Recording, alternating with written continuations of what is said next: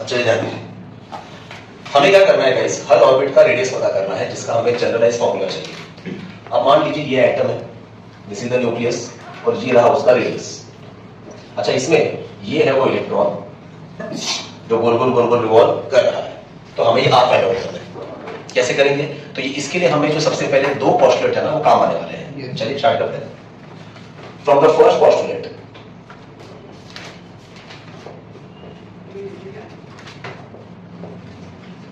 बोलिए क्या है पहला postulate?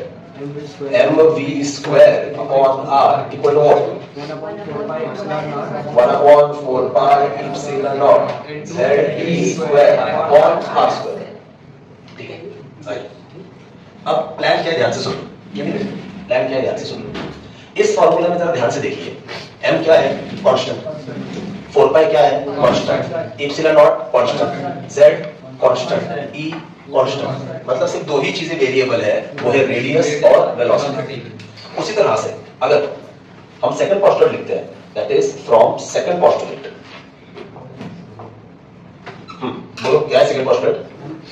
mvr is equal to mh upon 2 pi. इसमें भी अगर आप ध्यान से देखेंगे तो मास क्या है? Constant, n constant, h constant, 2 पाई कांस्टेंट, v और r क्या है? वेरिएबल। वैसे n भी वेरिएबल होगा क्योंकि जैसे जैसे ऑर्बिट नंबर बदलेगा n बदलता जाएगा। तो अगर हमें r का फार्मूला चाहिए तो फार्मूला ऐसा आना चाहिए कि LHS में r, RHS में कुछ कांस्टेंट और बाजू में n। मतलब n बदलेगा तो r बदलेगा, इस तरह से हमें काम करना है। अब इसमें दिक्कत कौन दे रहा है? v, क्योंकि v भी वेरिएबल है। रिलेशन किसका और किसका है? रेडियस का और ऑर्बिट नंबर का। बाकी सब क्या आनी चाहिए फार्मूला में? कांस्टेंट। z भी अलग से निकाल सकते हैं। तो इसका सिंपल मतलब है v हमें हटाना पड़ेगा। रेडियस की डेरिवेशन में आपको वेलोसिटी हटाना पड़ता है। अगला डेरिवेशन वेलोसिटी का है, उसमें आपको रेडियस हटाना पड़ता है। अच्छा, वेलोसिटी को हटाएंगे कैसे? तो एक काम कर सकते हैं, ध्यान से देखिए। इधर से पहला स्टेप ये r को कट कर देते हैं, तो बोलो क्या आएगा? mv² is equal to what? 1/4 pi epsilon not ze² upon r। ये बैठ गया। अब यहां से v² का फार्मूला हम बड़े आराम से बना सकते हैं। v² का बोलो क्या आएगा? 1/4 pi epsilon not ze² upon m। Equation number 1। ये हमें v² का फार्मूला मिल गया। अब सेकंड वाले पोस्टुलेट में वही करेंगे, v को LHS में रखेंगे, फिर उसका स्क्वायर करेंगे, उधर भी v² आ जाएगा, उसको इक्वेशन 2 बोलेंगे। फिर दोनों इक्वेशन का LHS सेम है, LHS सेम है तो RHS भी सिर्फ RHS को लिखेंगे। इस तरह से v² अपने आप हट जाएगा। करके देखा तो चलिए, इधर क्या आएगा? v is equal to 1/m, r m को शिफ्ट किया, r को शिफ्ट किया, इधर क्या आया? nh upon 2 pi. अब अगर दोनों तरफ स्क्वायर करेंगे, दोनों तरफ स्क्वायर करेंगे तो बोलो क्या आएगा? v² is equal to 1/m² r² into n² h² upon 4 pi square. Equation number 2। ये देखो, रेडियस के फार्मूला में वेलोसिटी को हटाना है, वेलोसिटी के फार्मूला में रेडियस को हटाना है। ठीक है, अब दोनों तरफ ध्यान से देखेंगे, दोनों तरफ LHS सेम है v², तो LHS सेम है तो हम कह सकते हैं कि RHS भी क्या होगा? सेम। तो यहां पे लिखते हैं as equation 1 equal to equation 2। पर लिखना किसको आगे? सिर्फ RHS को। तो चलिए इक्वेशन 1 का RHS बोलिए। 1/4 pi epsilon not ze² upon mr equal to 1/, बोलिए। वेरी गुड, आगे बोलिए।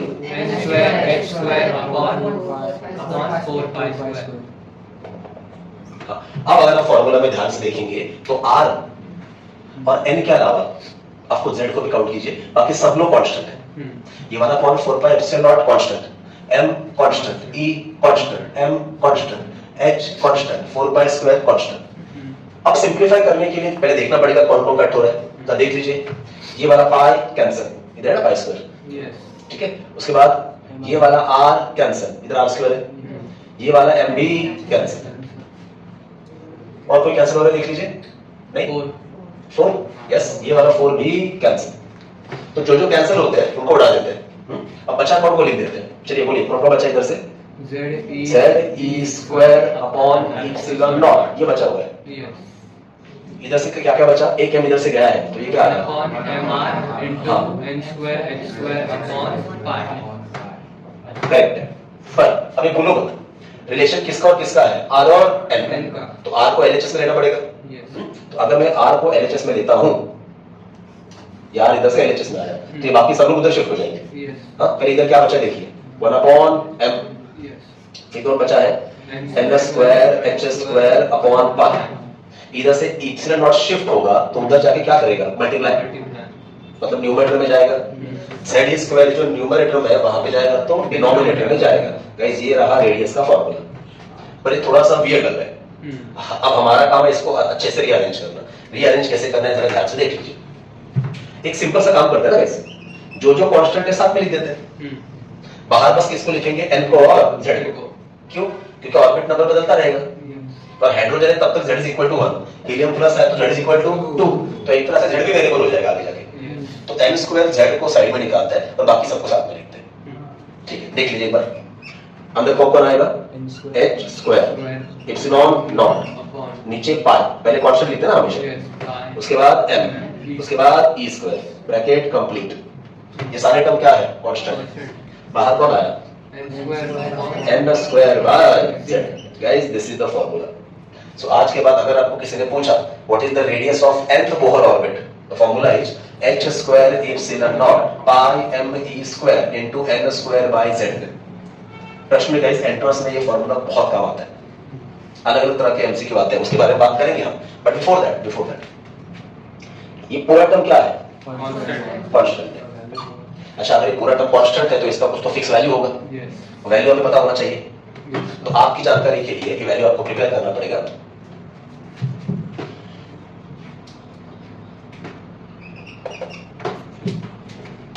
आपकी जानकारी के लिए गाइस ये कांस्टेंट आता है, बड़ी कितना है, 0.53 एंगस्ट्रॉम। हाँ, मतलब एक्चुअल वैल्यू है 0.53 into 10 raised to -10, और 10 raised to -10 मतलब एंगस्ट्रॉम।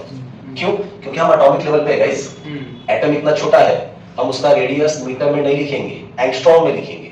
इसीलिए कांस्टेंट का वैल्यू है 0.53 एंगस्ट्रॉम। कुछ बुक में लिखा है 0.534 एंगस्ट्रॉम, पर इतना डिटेल में जाने की जरूरत नहीं है, दो प्लेस तक याद रखो। आगे कौन है, आगे बचा कौन, n square upon n square by z, as simple as that.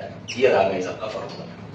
काम अभी खत्म नहीं हुआ, लेकिन जब भी हम फिजिक्स में कोई फार्मूला लिखते हैं तो एलएचएस में जो क्वांटिटी है वो आरएचएस के क्वांटिटी के साथ क्या रिलेशन बना रहा है, डायरेक्टली प्रोपोर्शनल, इनवर्सली प्रोपोर्शनल, वो लिखना बड़ा जरूरी होता है। क्योंकि कंपैरिजन के एमसीक्यू इसमें बहुत आते हैं कि ऑर्बिट 1 का रेडियस इतना इतना है, तो बताओ ऑर्बिट 4 का रेडियस कितना कितना होगा, या हाइड्रोजन के फर्स्ट ऑर्बिट का रेडियस इतना इतना है, हीलियम प्लस के सेकंड ऑर्बिट का रेडियस कितना होगा। इट्स ऑल अबाउट कंपैरिजन, इसमें इतना है तो उसमें कितना है।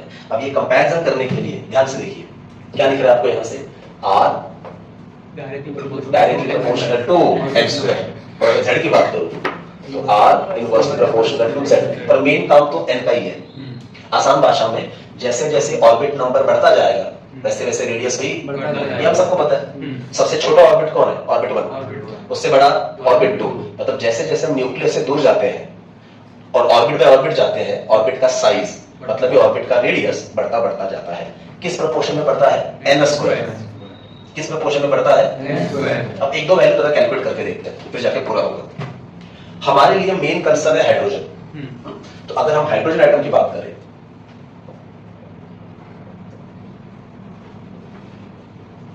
तो सबसे पहली बात, हाइड्रोजन एटम के लिए z कितना है, 1। तो ये फॉर्मूला थोड़ा चेंज करेंगे, क्या आएगा,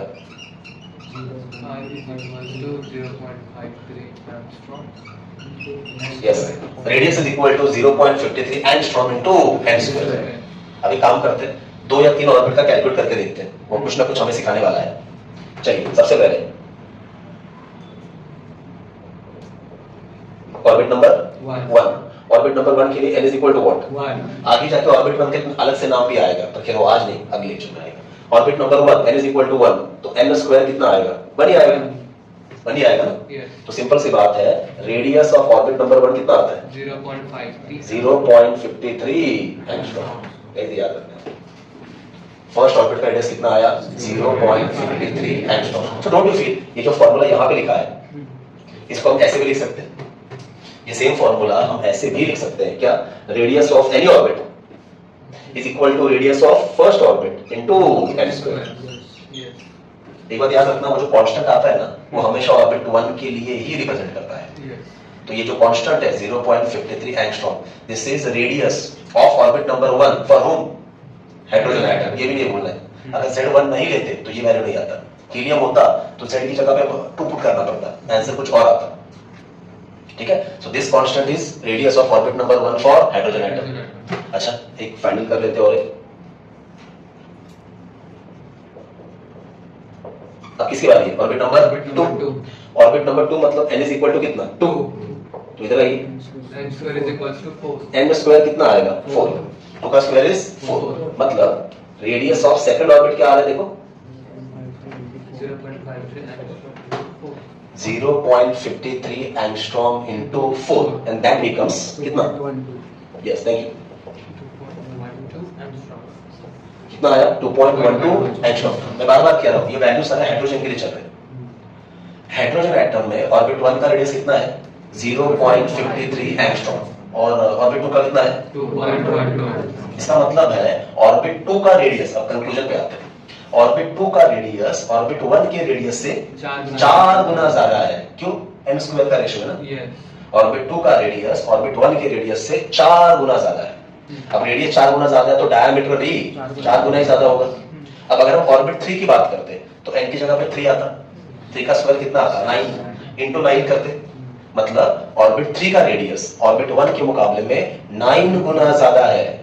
this is how we need to remember. Orbit 4 का 16 गुना, ऑर्बिट 5 का 25 टाइम्स।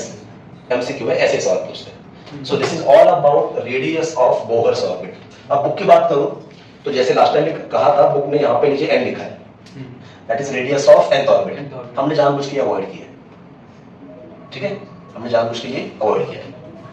तो गाइस डेरिवेशन याद रखना बड़ा आसान है। दोनों पोस्टुलेट यूज करने हैं, पहला पोस्टुलेट और दूसरा पोस्टुलेट। आपको याद क्या रखना है? रेडियस वाले डेरिवेशन में किसको हटाना है? वेलोसिटी को। इसीलिए वेलोसिटी को हमने एलएचएस में ले लिया, फिर दोनों तरफ एलएचएस सेम कर दिए और फिर आरएचएस को लिख दिया। अगला डेरिवेशन है वेलोसिटी का। बुक ने डेरिवेशन दिया नहीं, पर हम करेंगे, छोटा सा डेरिवेशन है। उस डेरिवेशन में किसको हटाएंगे? रेडियस को, क्योंकि अल्टीमेट फार्मूला किसके और किसके बीच में आना चाहिए? जैसे रेडियस n और z। अगले डेरिवेशन में वेलोसिटी n और z, बाकी टर्म क्या आना चाहिए? कांस्टेंट। ऐसे याद रखेंगे तो बातें हो जाएगी। आगे सॉर्टेड? Fine, alright. सो अब सेकंड डेरिवेशन में हमें क्या करना है? ये जो इलेक्ट्रॉन रिवॉल्व कर रहा है इन nth orbit, in any orbit, हमें उसके वेलोसिटी का फार्मूला चाहिए। प्लान जैसे मैंने कहा वही है, दोनों पोस्टुलेट यूज करने हैं, रेडियस को हटाना है। चलिए ध्यान दीजिए, ये देखिए फिर से एक बार, फ्रॉम फर्स्ट पोस्टुलेट क्या फार्मूला है? पढ़िए, mv square upon r is equal to what? Epsilon not z square upon r square. एक r तो हट जाएगा, तो इधर क्या आएगा? mv square is equal to what? 4 pi epsilon not into z square upon r। लेकिन r को हटाना है, मतलब क्या करें? r को LHS में लेके आते हैं। सेम प्लान है पहले डेरिवेशन का। अगर हम r को LHS में लाते हैं तो ये mv स्क्वायर RHS में जाएगा और फॉर्मूला क्या बनेगा? 1/4 pi epsilon naught z square upon mv square. Yes, correct है, थैंक यू। Equation number 1। उसी तरह से आप from second postulate mvr is equal to nh upon 2 pi. अब इधर भी r को LHS में रखेंगे तो ये m और v शिफ्ट हो जाएंगे, तो बोलिए क्या आएगा? 1/r r is equal to 1 upon mv, सिर्फ mv को शिफ्ट कर ऐसे लिख दिया, into nh upon 2 pi. nh upon 2 pi. Equation number 2। अब इधर भी हम लोग वही कह सकते हैं कि इक्वेशन 1 इक्वल टू इक्वेशन 2। चलिए लिखते हैं।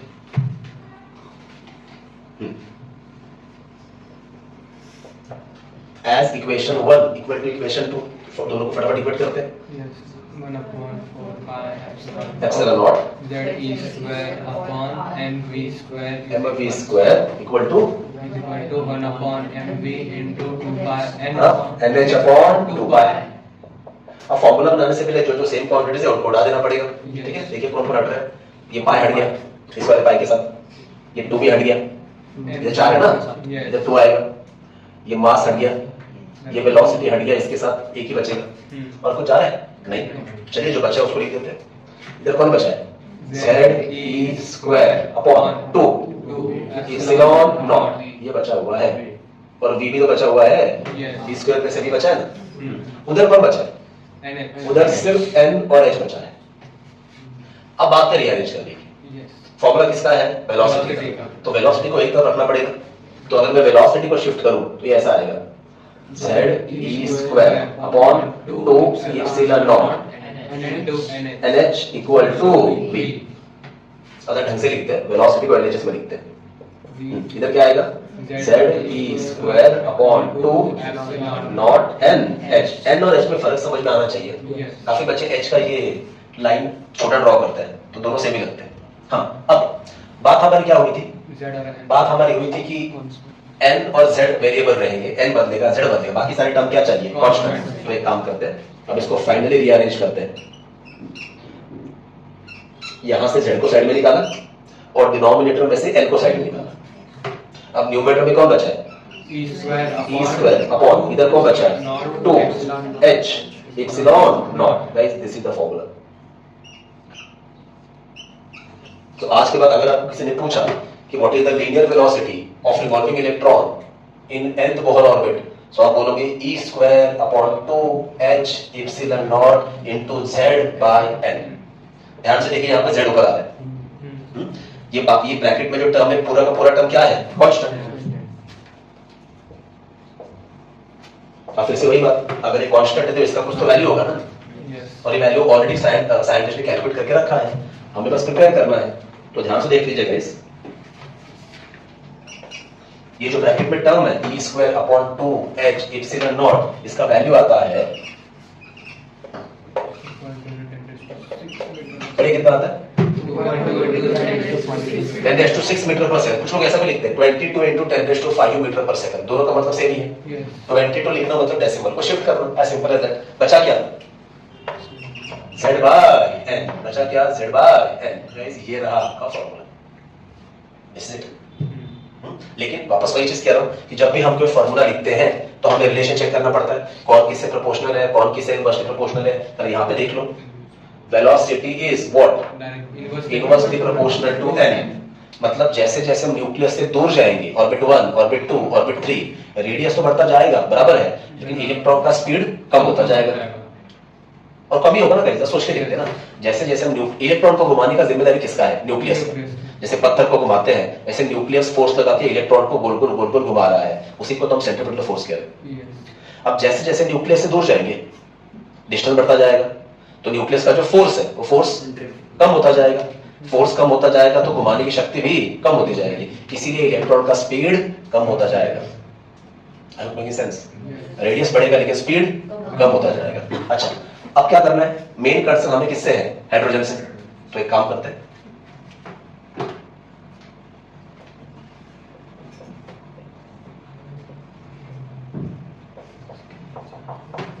हाइड्रोजन एटम में z कितना है? 1।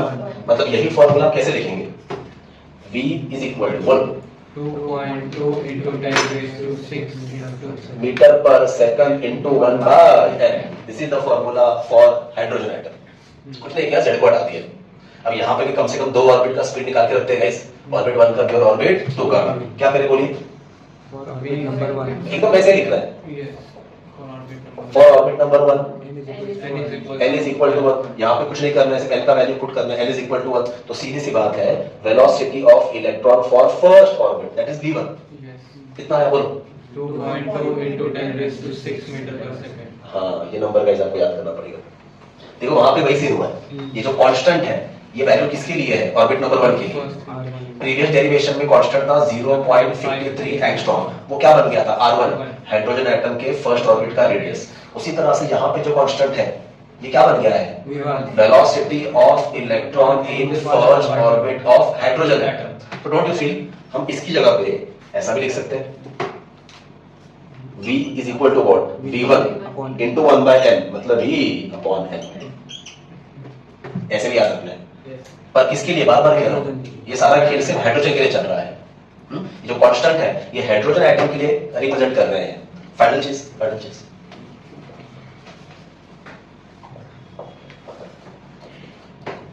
हाँ, ऑर्बिट नंबर 2, n की जगह पे क्या आएगा?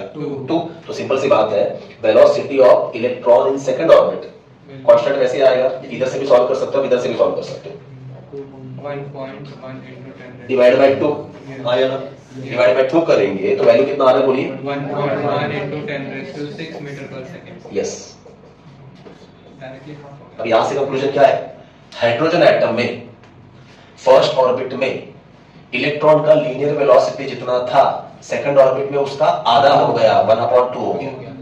थर्ड ऑर्बिट में जाएंगे तो n की जगह पे 3 आएगा, मतलब थर्ड ऑर्बिट में 1/3 हो जाएगा, फोर्थ ऑर्बिट में 1/4 हो जाएगा। ऐसे याद रखना है for understanding of MCQs. Radius बढ़ रहा है पर वेलोसिटी घट रहा है। अब गाइस ये दो फॉर्मूले आपको ना अच्छे से बाहर करने पड़ेंगे, रेडियस और वेलोसिटी। क्यों, बताता हूं। ये जो इलेक्ट्रॉन घूम रहा है ना गोल गोल, इसके बारे में बहुत सारी बातें हम कैलकुलेट कर सकते हैं। फॉर एग्जांपल आप काउंट करो, रेडियस, वेलोसिटी, अब लीनियर वेलोसिटी है तो एंगुलर वेलोसिटी भी आएगी, बराबर। उसके बाद गोल गोल घूम रहा है तो इसके पास मोमेंटम भी है। क्या मोमेंटम तो कांस्टेंट होता है, पर हम इसका एक्सेलरेशन कैलकुलेट कर सकते हैं क्या? वेलोसिटी कांस्टेंट है पर डायरेक्शन तो चेंज कर रहे हैं। एंड सेंट्रीपिटल एक्सेलरेशन कैलकुलेट कर सकते हैं इसका। उसके बाद गोल गोल घूमने के लिए एक चक्कर लगाने के लिए कितना टाइम लगा, टाइम पीरियड कैलकुलेट कर सकते हैं। एक ही काम बार बार किए जा रहा है तो फ्रीक्वेंसी कैलकुलेट कर सकते हैं। अच्छा, जब जब इलेक्ट्रॉन गोल गोल घूमता है हम कहते हैं करंट उल्टे दिशा में घूम रहा है, मतलब इस ऑर्बिट में करंट भी है, तो करंट का भी फॉर्मूला फाइंड आउट कर सकते हैं। अगर इस ऑर्बिट में करंट है, मतलब ये करंट कैरिंग कॉइल है, तो ये सेंटर पे अपना मैग्नेटिक फील्ड बनाएगा, मतलब उस मैग्नेटिक फील्ड का भी फॉर्मूला बना सकते हैं। इतने सारे फॉर्मूले हम बना सकते हैं। अब आपके मन में सवाल आया होगा क्या इतने सारे फॉर्मूला में बाहर करने? नहीं, लेकिन जैसे रेडियस के फॉर्मूला में क्या पैटर्न था, कांस्टेंट n और z। वेलोसिटी के फॉर्मूला में क्या पैटर्न है, कांस्टेंट z और n। वैसे हर फॉर्मूला का पैटर्न फिक्स होगा, कांस्टेंट z into n। तो एमसीक्यू सॉल्व करने के लिए आपको कांस्टेंट की जरूरत नहीं पड़ती है, लेकिन वो क्वांटिटी का ऑर्बिट नंबर n के साथ और एटॉमिक नंबर z के साथ क्या रिलेशन है वो आपको याद रखना पड़ता है। जैसे रेडियस में हमने क्या बोला, r proportional to n square, r inversely proportional to z। Velocity में हम क्या बोलेंगे, velocity directly proportional to z, inversely proportional to n। तो ये मैंने जितने भी नाम गिनवाए उनके लिए भी आपको ऐसे ही प्रिपेयर करना पड़ता है, तब जाके आप एमसीक्यू सॉल्व कर पाते हो। एंड डोंट गेट सरप्राइज्ड अगर ऐसे एमसीक्यू आप सीटी में देखोगे, सीटी में भी ऐसे एमसीक्यू आते हैं, तो नीट और जेईई में तो आएंगे।